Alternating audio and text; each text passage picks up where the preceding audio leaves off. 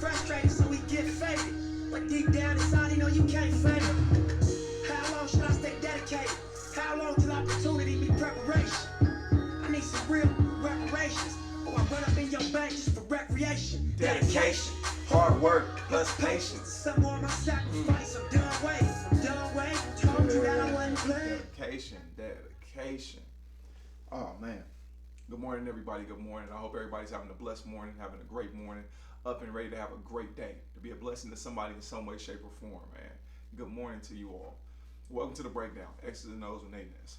I'm your host, Nate Ness, and we had a great and amazing week 4 of football, and it's time to dive into it. Now, we conclude the week with a big Monday night matchup between the Los Angeles Chargers hosting AFC West division rivals, the Las Vegas Raiders.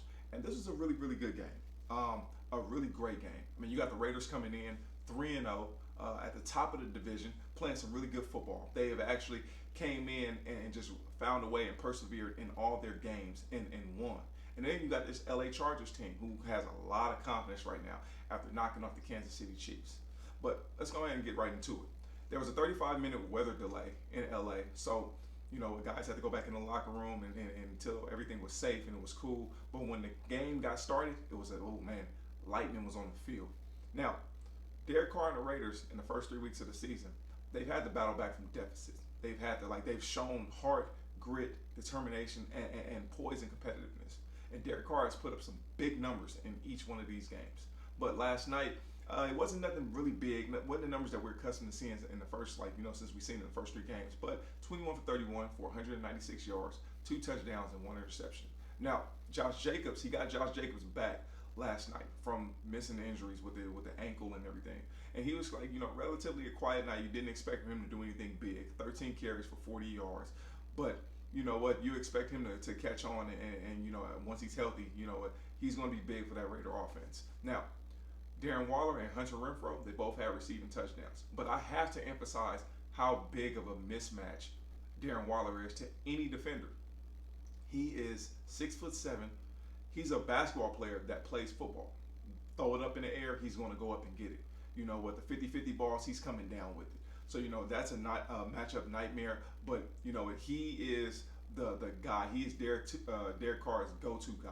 Now, let's go on to the other side of the ball, where the LA Chargers, again, as I said, they're coming from a confident win in Arrowhead, knocking off the Kansas City Chiefs. Now, one thing that we don't speak about is Justin Herbert, the second-year quarterback from the University of Oregon. This guy has all the intangibles. He puts up big numbers. He knows how to play the game. He is poised in the pocket, confident. He is just really a surgeon. And when he has protection and the weapons around him, this Charger team can be a dangerous team.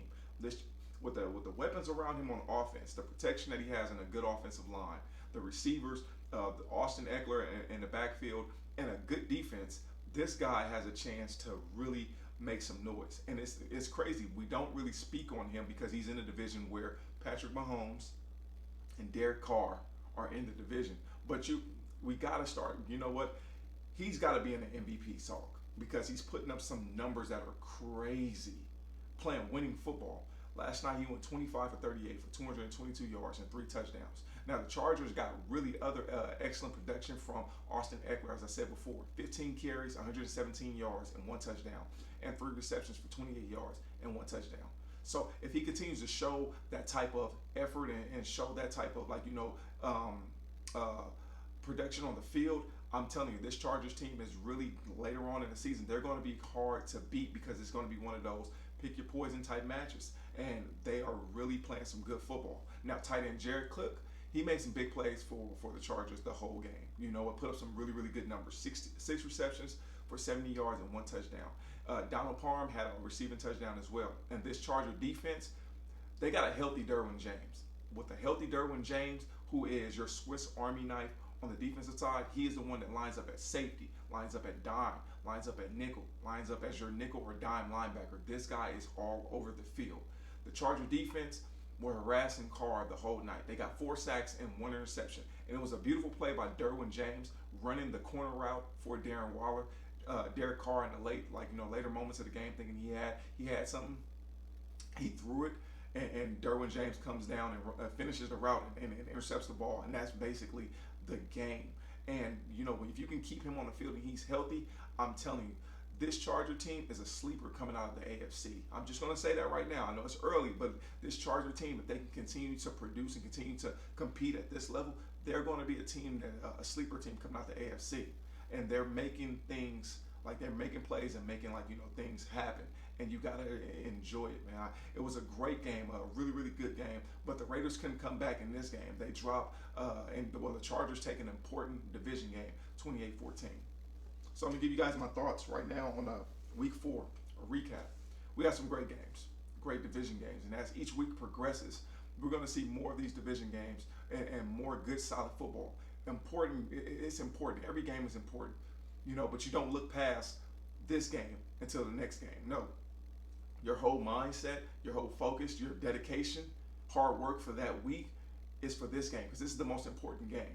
Guys have to, you know, really go out there and put in the effort, put in the time in the film room, put in, you know, time in the weight room, getting your body right, you know, continue to compete, believe in and keep going. Like, you know what, hey, this season, you guys got to learn. This season is not a sprint, it's a marathon, you know, so who's going to be there at the end? That's what the championship teams do. They, you know what, hey, they weather storms throughout the season, you know, when they come, and they continue to focus on consistent, solid, winning football. So this is a great week of football. I'm so excited, you know. Expect for teams to get better and better. Expect for players to get better and better as they start to separate themselves as well as teams. And coaches, you know, really putting their players in the right position to win. I mean, this is what the game is all about. And I expect more and more competitive games, and I'm excited for more and more competitive games. So thank you guys for tuning in. Thank you guys for your support. Much love and respect as always. And until we see each other again, this is The Breakdown. X's and O's with Nate Ness. Everybody have a blessed day. Thank you.